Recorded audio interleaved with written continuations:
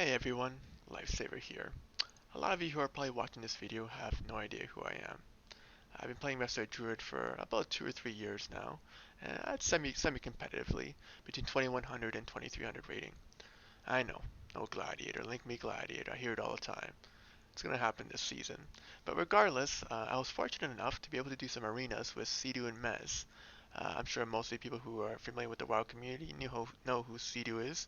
He's probably the best Resto Shaman in the world with one BlizzCon.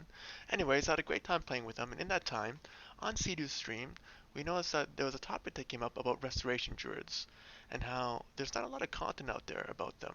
And even Sidu felt very unfamiliar with the topic, and didn't know really who to suggest when it came to accurate PvP content in relation to Resto Druids and the current meta with how bursty everything is. So because of that, I decided to make my own guide to give you a nice up-to-date information about Resto Druids in the arena scene, and to show you guys, contrary to what many people are saying, that Resto Druids are currently awful and they can't handle the bursty meta, that's not the case. And I'm going to show you exactly why that is the case. And also, the interesting topic here is that I'm going to go over talent choices, your PvP talents as well, legendary choices, covenants, as well as your stat priorities for Resto Druids going to arenas for Shadowlands, which is actually, I think, going to begin in about 12 hours. So hopefully you're watching this video now, shortly before the season begins, or maybe the season just started and you guys are checking this out. Hopefully you gain some accurate and some relatable information that can be applied to your gameplay. So without further ado, don't want to waste any more time, let's talk about Restoration Druids. So let's go over the talent choices here. First row, it's not even a question. Snaring Ward. Alright, it gives you a little invulnerability shield. It's the best haunt in the game. It stocks with your mastery. Get Snaring Ward. Alright, Nourish is basically just as strong as Regrowth and it doesn't apply a hot. Your mastery is too low to get the too early in the expansion for the mastery bonus to give you anything. Abundance is only good in raids. You have 3 juves at most in an arena. Scenario Ward. Next topic, Rolf, your level 25 talent, Tiger Dash. It gives you a big movement speed for 200% and decreases over 5 seconds. Pretty cool talent. Makes you go super fast for a short duration. Maybe niche in some 2v2 situations. You want to do a quick sprint and surprise the other healer with a stun cyclone. But honestly, not as great. You're giving up your normal sprint as well, which is actually very important when you're doing an arena. It kind of replaces the current one you have here in your dash. Renewal, if you're getting trained, you get a 30% instant heal. With the meta with how bursty it is actually kind of nice, but you're giving up a lot of utility and a lot of movement by giving up Wild Charge. This has so much utility in an arena, it's without a doubt the best choice in the talent row. You can jump 20 yards away, you can instantly change the direction of your leap. When you're in bear form, you can charge the enemy and root them for like think it's like almost 30 yards, 25 yards. Yeah, there we go. Cat form, you can do the same thing, but it dazes them for 3 seconds. If you're running with a feral affinity, it's just a lot of stuff you can do. Go wild charge. It's just the best choice. Next time row, actually, you could technically all three are viable. Feral affinity is amazing for 2v2. It gives you an extra movement speed, 15%. I have a legendary that actually boosts this more, but normally it's 50% more speed. You get more bleed abilities, more damage. Your regen is faster. It's great. Guardian Affinity makes you take 6% less damage, 10% on the legendary, and gives you Frenzy Regen, which is probably the best defensive in the game. You go Bear Farm, you pop it, 3 seconds, you heal for 30% of your health, 32% of your health. Like, it's incredible. So, in a 3v3 situation, this is almost always what you're going to be picking. 2v2, you can play with Feral Affinity, maybe in some 3s. And if you're running a Spell Cleave, versing a Spell Cleave, Balance Affinity actually has some value, because all your spells are increased by 8 yards. And while you're in boomkin form, you can still cast Regrowth, which is pretty cool. So I highly recommend checking that out. Only when you're first in, let's say, a Shadow Priest Mage or Shadow Priest Warlock. If you want to just outrange everything you can, they have to run 8 yards before they can click any ability in the game on you, which is kind of convenient if you're pillar humping. The next topic here is Mass Entanglement. If you're big melee cleaves, but I still think Mighty Bash has more value. It's 1 minute cooldown. They nerfed it from 5 seconds to 4 seconds. Still a nice stun that you can throw into a clone every time, guaranteed. And if you're using Wild Charge, you can charge and hit that stun every time. Heart of the Wild is nice, right? When you're in bear form, it gives you 20% more health and 2 frenzy stacks regen, which is insane, right? That's 64% of your health within 6 seconds, and you're taking a lot less health, and you have 20% more stamina. Like, it's pretty nuts, super tanky. But it's 45 seconds. It's a 5 minute cooldown. You're doing this once in an arena, basically. and you're going to get value of it for the 2 regens, which will be about 10 seconds, and then the other 30 seconds is wasted. Again, if you're doing 2s, this might be fun. You can control it, pop your feral affinity, and just go completely crazy for 40 seconds, pop out with an overgrowth, heal everyone, heal yourself, and then keep doing some damage for another 20 seconds. 2s, Heart of the Wild, 3s, Mighty Bash. Next talent roll, Solar Force. Hands down. Even with the removal of Prosperity, we only get 1 Swiftman now. After you Swiftman, making your next Rejuve or Regrowth 200% stronger, you can literally, look at this. I'm going to Swiftman myself, alright, 6,000, great, great. And I'm going to use Nature Swiftness into Regrowth. Look at that. Non-crit 15k heal. That is insane. Insane, 15k, that's more than 60% of your health, 1 button, no crit. Arguably probably the most powerful heal in the game when linked with Solar Force. Incarn Tree is great for a small cooldown, but it's 30 seconds, and after that your healing is reduced drastically. Just not worth it. Cultivation, I'm not even going to talk about it, don't waste your time. Next row, the only PvP talent is Overgrowth. Puts all your hots instantly on you. This was originally a PvP talent that you had to choose. Now it's got integrated into your main talent, which is amazing. It frees up a talent in this row, so go Overgrowth. Last one for PvP, Germination. Unless you're running with the Legendary that allows you to do 2 Life Blooms, then Photosynthesis will have some value. I still think running Germis has more value, especially in 3v3 situations, but it's up to you to decide. Now we're going to go into PvP talents real quickly. Focus Growth, you're always going to have. Makes your Life Bloom have 3 additional stacks, increasing it by 24%. 24% more on your basically your strongest hot. Take it every time. The other choices you have to play around with here. So this, if you have melee cleaves, it's great. An extra little heal if you get crit. I prefer going to actually thorns to deal with melee cleaves. And this is actually incredible as well. It's early spring, so it makes your wild growth an instant cast. So in 3s, you can instantly apply an extra hot, which stacks to your mastery, which makes everything heal more. Just do it. It's an instant cast, another hot you can do, and it applies to everyone in your party. So yeah, that's about it for PvP talents. There are some other ones too. You can some niche areas.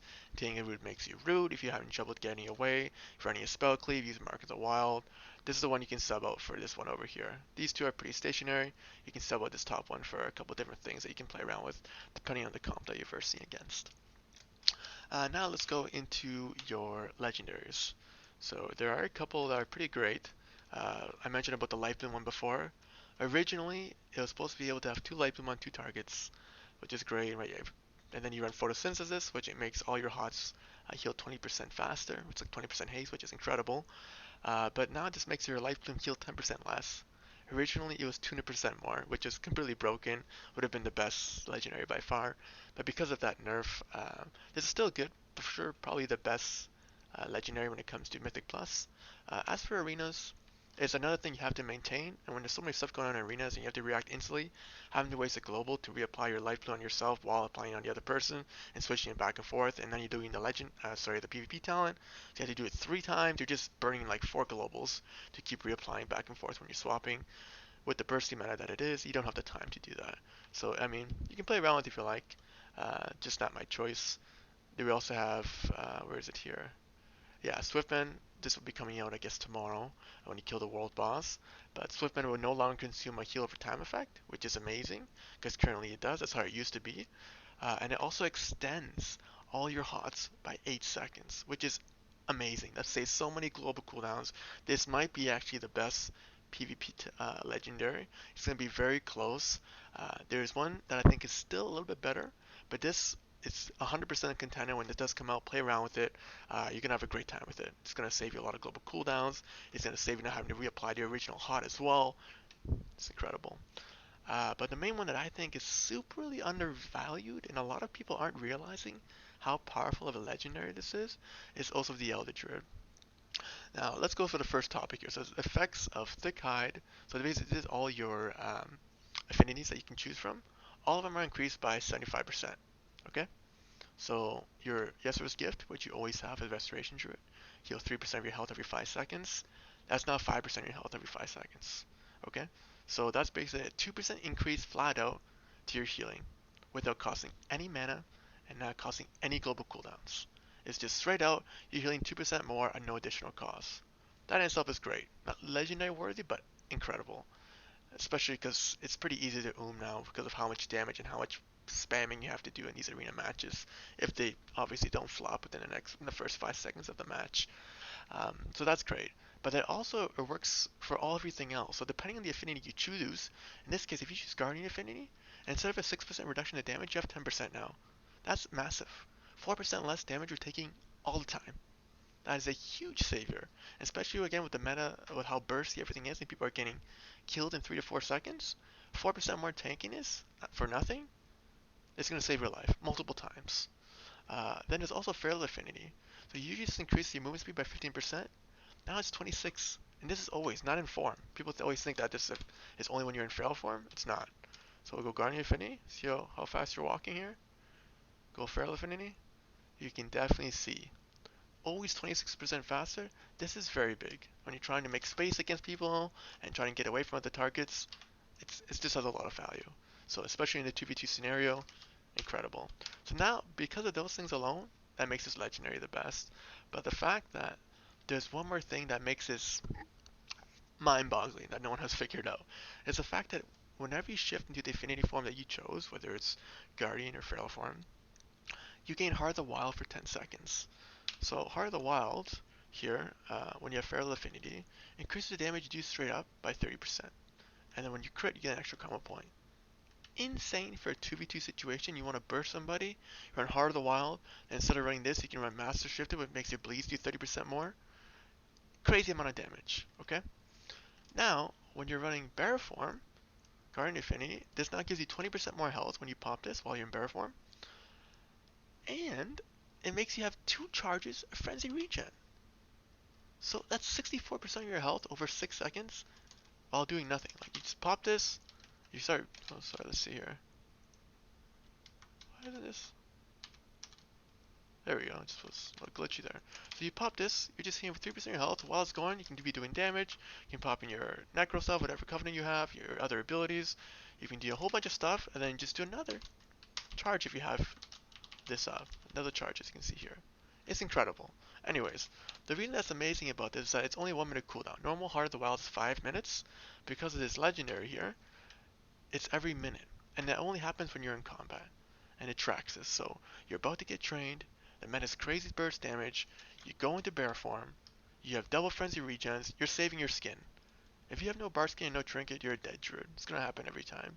If you don't have to do your bar skin the first time they go on you, because you have a double frenzy regen, which is gonna kill you an insane amount of health, and an additional 20% more stamina during that whole duration, which makes us heal more, stacked with a PvP trinket, you saved your skin. Your next go, they're gonna go on you in 30 seconds, you'll have your skin to survive the next one. And by that point, you'll have your next go in the next 30 seconds, you have double regen again.